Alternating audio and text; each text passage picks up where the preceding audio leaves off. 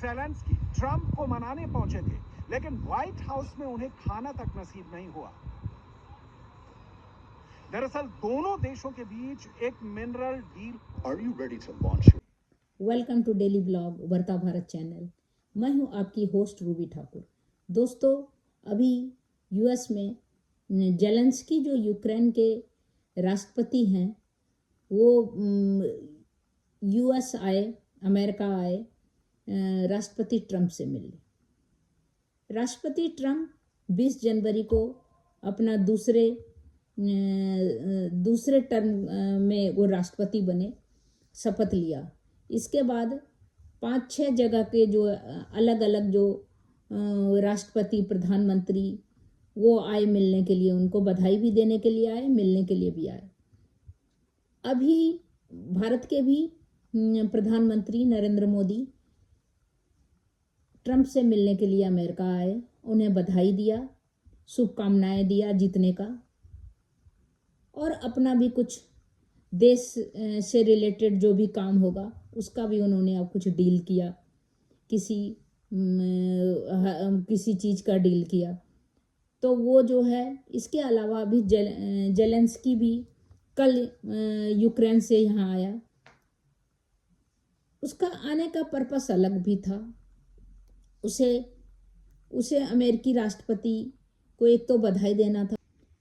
इस तरह अमेरिकी राष्ट्रपति डोनाल्ड ट्रंप का इलेक्शन एजेंडा भी था कि अगर हम जीत गए, राष्ट्रपति बन गए, तो विश्व शांति का हम पक्षधर हैं। तो उनका अभी जो यूक्रेन में लड़ाई चल रहा है, तो उसमें भी वो शांति चाहते हैं। इसीलिए इस कारण से भी वो यूक्रेन का राष्ट्रपति जेलेंस्की है, उनसे बात करने के लिए बहुत उत्सुक थे, और वो आए तो वो उन्हें बुलाया भी गया, उन्हें मैसेज भी किया गया, बुलाया भी गया। तो जब आए तो व्हाइट हाउस का प्रोटोकॉल होता है कि सूट पहनने का, लेकिन वो बिना सूट पहने जैसे ट्रैक सूट टाइप का कपड़ा पहन के आए। तो उसमें राष्ट्रपति ने उनको रिसीव करने टाइम भी बोले, कुछ कपड़े के लिए उनसे बात किया, बट बाद में जो है कुछ नहीं, उनको बोला गया पहले कि राष्ट्रपति व्हाइट हाउस में जाने के लिए एक क्या बोलते हैं उसको, सिस्टम है कि सूट में आप जा सकते हैं, सूट ही पहन के जा सकते हैं। बट जेलेंस्की ने उसका कुछ थोड़ा एरोगेंट उनको वो लगे, तो उन्होंने उसका ध्यान नहीं दिया। ऐसे ही अपना ट्रैक सूट टाइप का पहन के, वो टी शर्ट और पैंट पहन के, फुल टी शर्ट और पैंट पहन के वो गए। इसके ट्रंप भी कुछ कहा है, लेकिन कोई अपना मेहमान था जेलेंस्की, इसीलिए कोई खास नहीं कुछ बोला कि ठीक है, आप ऐसे भी अच्छे लग रहे हो, बट सूट में भी आ सकते थे, लेकिन कुछ नहीं। अंदर जब वो वहाँ पर गए, वहाँ पर बहुत सारा पत्रकार था, मीडिया पर्सन था। उस बीच में जेलेंस्की था, और उपराष्ट्रपति वैंस और जेलेंस्की, अमेरिकी उपराष्ट्रपति, राष्ट्रपति डोनाल्ड ट्रंप और जेलेंस्की, और मीडिया पर्सन था। सभी से वही बातचीत में मीडिया पर्सन ने भी चुस्की लेते हुए जेलेंस्की से कहा कि आप सूट क्यों नहीं पहने। तो वो उस पर जेलेंस्की ने कहा कि अभी समय ठीक नहीं है, मेरा प्रॉब्लम है, सो बाद में हो सकता है आपसे अच्छा कपड़ा पहनूं, सूट पहनूं, या आपके जैसा पहनूं, या आपसे कमतर पहनूं। तो उस तरह जवाब दिया। और इसी बात में इसके बाद जेलेंस्की का अच्छा खासा ट्रंप से हंसते हुए ट्रंप भी बात कर रहे थे। ट्रंप बहुत कूल लग रहे थे, क्योंकि ट्रंप का एक ही मुद्दा था कि इन लोग में शांति वार्ता करवा देना है, रूस और यूक्रेन में, जिससे कि युद्ध का जो है, ये जो युद्ध चल रहा है, वो युद्ध जो है युद्ध विराम हो जाए, युद्ध खत्म हो जाए, और सभी सुख शांति हो इस हिसाब से। क्योंकि वहाँ पर पूरा यूक्रेन तबाह हो गया है, और वहाँ का जो जितना आदमी है वो कितना मर रहा है, उसका लाखों लाख आदमी जो है लड़ाई के इसमें खत्म हो रहा है। हथियार बेशक बाहर दे रहा है, हथियार या 3 मिलियन जो है यहाँ से भी पैसा दिया यूएस से, बट लड़ना तो उन्हीं को खुद है उस देश के लिए।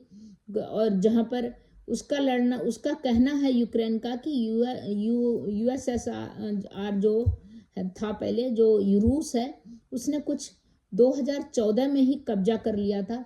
जेलेंस्की का कहना है, वो राष्ट्रपति से वो बता रहा था, जब उपराष्ट्रपति ने बात छेड़ा तो उस समय जेलेंस्की बता रहा था, थोड़ा एरोगेंट लगा। जेलेंस्की ने बताया कि 2014 में कुछ एरिया को रूस ने कब्जा कर लिया था, जिस समय ओबामा भी थे, उन्होंने कुछ नहीं किया, डिप्लोमेसी कुछ नहीं किया।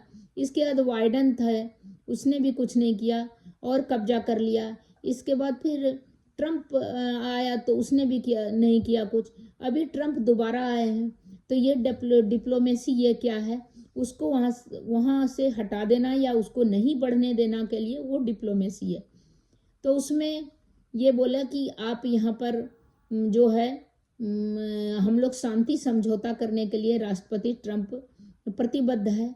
उसका इलेक्शन एजेंडा में भी था कि शांति वार्ता करवाएंगे, तो हम तो शांति करना चाहते हैं। उस पर फिर जेलेंस्की ने आतंकवादी और ये क्या क्या पुतिन को कहा, जो हमारे यहाँ कब्जा कर लेना चाहता है हमारे देश को, तो उस तरह उसने बोला। उस पर ट्रंप ने भी उसको टोका, बोला कि ये बोलना ठीक नहीं है।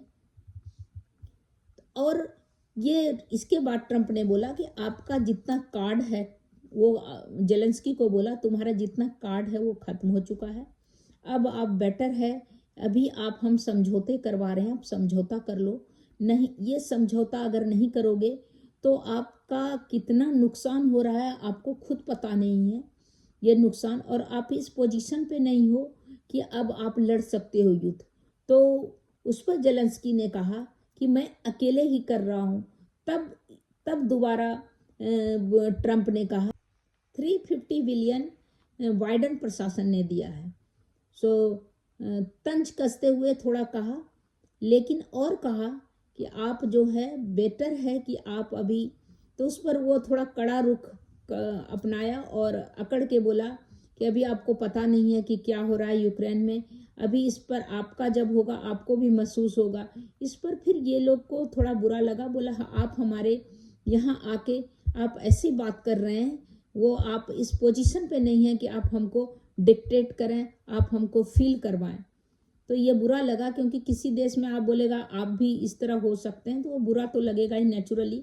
और जहाँ तक कि उसको ये तो फैक्ट बात है, सच्चाई तो ये है कि अगर दो में कोई लड़ाई करता है, दो व्यक्ति में ही लड़ाई हो जाता है, दो आदमी में ही हो जाता है, या दो पड़ोसी में हो जाता है, तो एक न एक कुछ समझौता आपस में किसी न किसी मुद्दे पे करना होगा।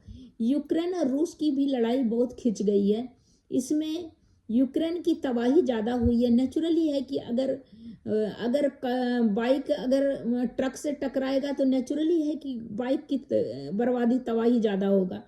तो उसी तरह अगर छोटा बड़ा में उसमें हो रही है, तो ये जो जेलेंस्की है वो मानने के लिए नहीं है रेडी, और उसके लिए इस बात पे फिर ट्रंप ने कहा कि इससे आप तीसरे महायुद्ध पर आप जा रहे हैं इस तरह करके, और मैं इसमें कुछ नहीं कर सकता हूँ।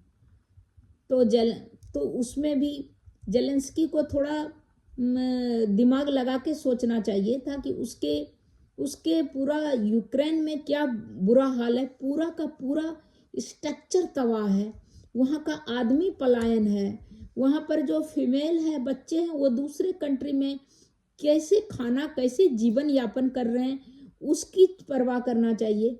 उसके यहाँ का जितना मेल मेंबर है जितना है वो खत्म होते जा रहा है लड़ाई कर करके। हथियार पैसा ही आपको दूसरा देश देगा, आपको दूसरा देश चढ़ा रहा है, आपको उत्साहित कर रहा है, बट जो विराम है, जो समझौता है, सबका वही सॉल्यूशन है। दो अगर किसी में लड़ाई होता है तो आपसी समझौता मतलब होता है कि दोनों किसी न किसी को झुकना पड़ता है। जो छोटा रहता है उसको ज़्यादा झुकना पड़ता है कंपैरिजन टू बड़ा। अब किसी मामले में आप देख लीजिए, चाहे किसी मामले में जो अमीर हो, गरीब हो, या कमज़ोर हो, मजबूत हो, तो ज़्यादा झुकना पड़ता है। लेकिन इस सिचुएशन में दूसरा पैसा देके, वेपन देके, लेकिन नुकसान किसका हो रहा है? यूक्रेन का हो रहा है। वहाँ के जितने भी यंगस्टर है, सब जो है लड़ लड़ के शहीद हो रहे हैं, तो वो पूरा तबाही की ओर जा रहा है। तो इस पर जो समझौता वाला, मेरे विचार से, मेरा खुद का जो विचार है कि समझौता का आइडिया बिल्कुल सही है डोनाल्ड ट्रंप का। समझौता होने से फिर वो यूक्रेन बच सकता है, और जहाँ तक हुआ समझौता में है वहाँ से फिर वो रूस, दोनों बड़े कंट्री को बीच में शामिल करने से ये होता है कि उसका जो बाउंड्री होगा वो निश्चित होगा। इसके बाद फिर लड़ाई नहीं होगा, और ये भी यूक्रेन भी बस जाएगा। फिर वहाँ के यहाँ से जो पलायन किया है दूसरा देश, अड़ोस पड़ोस अगल बगल में छोटे बच्चे, महिलाएं, जो बुरा हाल है, जेलेंस्की को उसको देखना चाहिए। अपने देश के किस लिए लड़ रहे हैं वो किस लिए लड़ रहा है? अपने देश के आदमी के लिए लड़ रहा है। जब वो ही नहीं बचेगा तो वो देश लेके क्या करना है? आदमी से देश बनेगा। जब आदमी ही आपका सारा खत्म हो रहा है, लड़ाई में आप झोंकते जा रहे हैं, तो आप किस लिए देश को, यूक्रेन को बचाना है तो किसके लिए बचाना है? पब्लिक के लिए।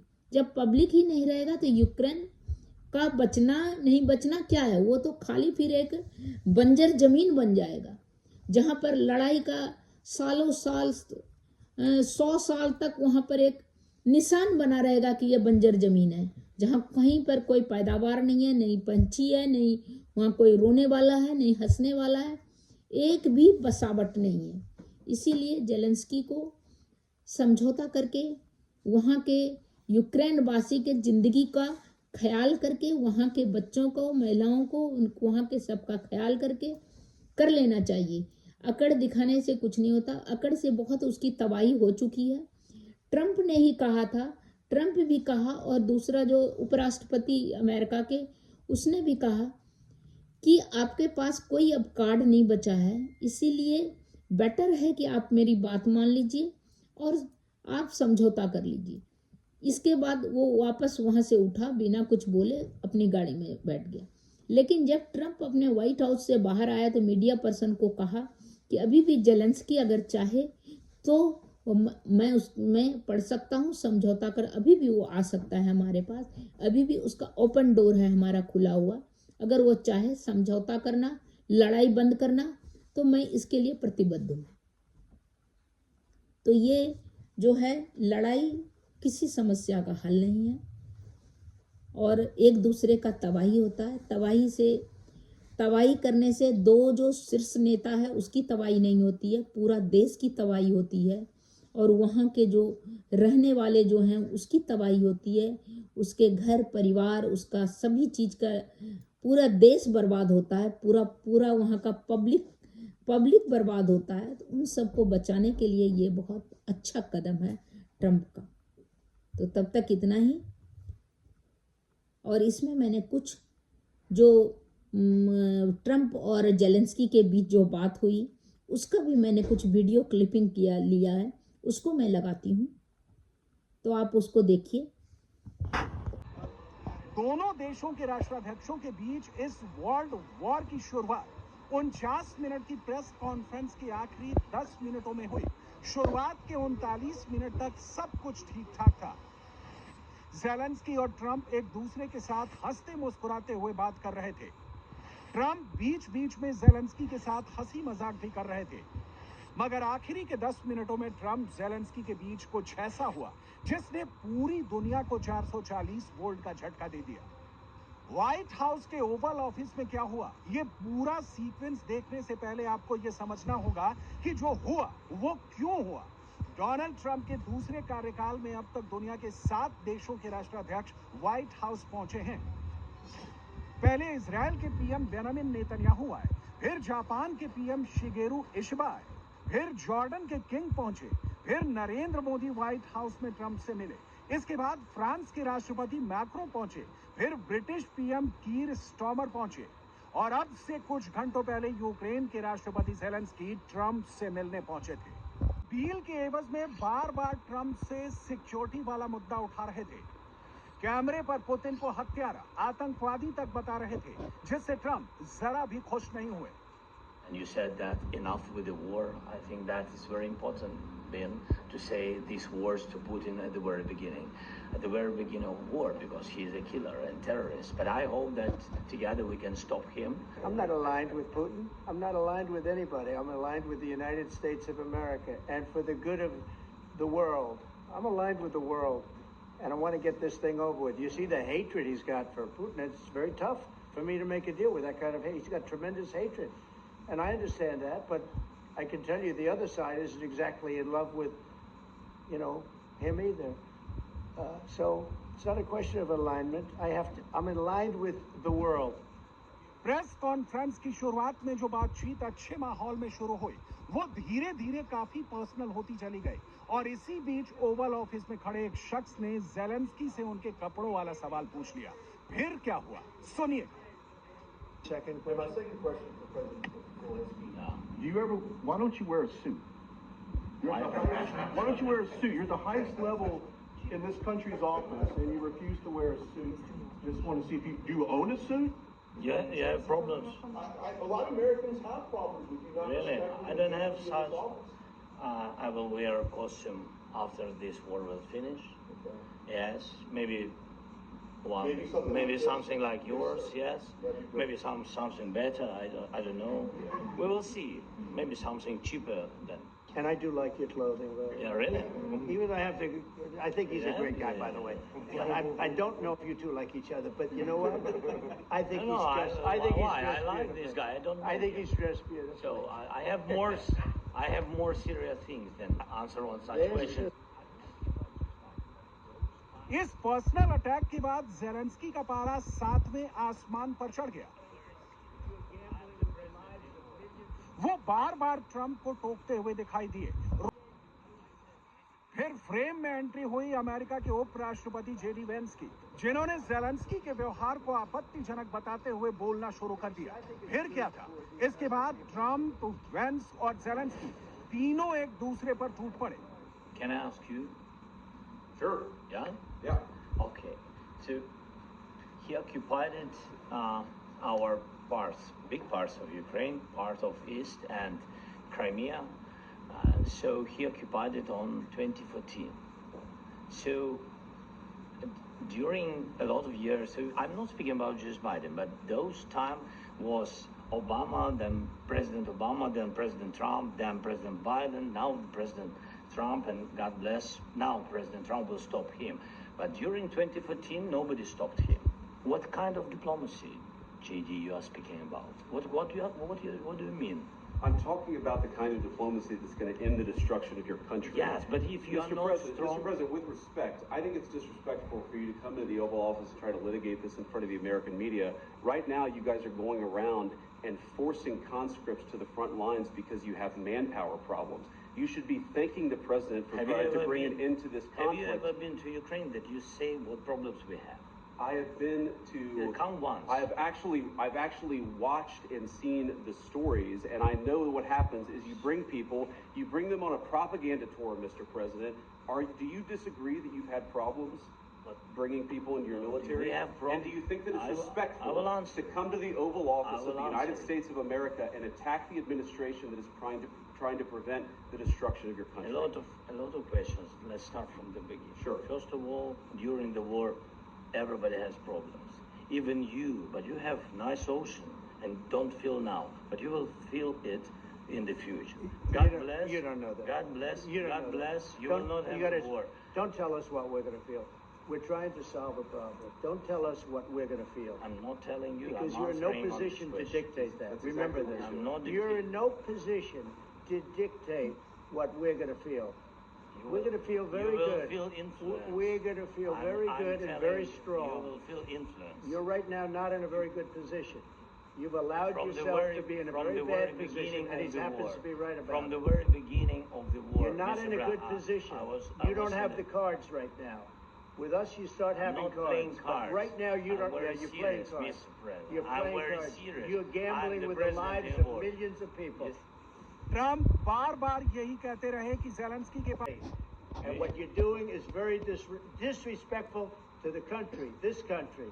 I'm That's with back all to you. respect to your Far country. more than a lot of people said Very they respect. should have. Have you said thank you A lot of times. No, in this Even entire meeting, today. you said thank Even you. today. You went to Pennsylvania and campaigned for the opposition in October. Offer some words of appreciation for the United States of America and the president who मेरा video कैसा लगा? अगर अच्छा लगा हो तो आप मेरे वीडियो को लाइक कीजिए, सब्सक्राइब कीजिए, बेल आइकन दबाइए। इसी तरह इंटरेस्टिंग टॉपिक पर मैं वीडियो लेके आती रहूँ। तब तक इतना ही, फिर मिलती हूँ अगले कुछ न्यू इंटरेस्टिंग टॉपिक के साथ। तब तक के लिए नमस्कार।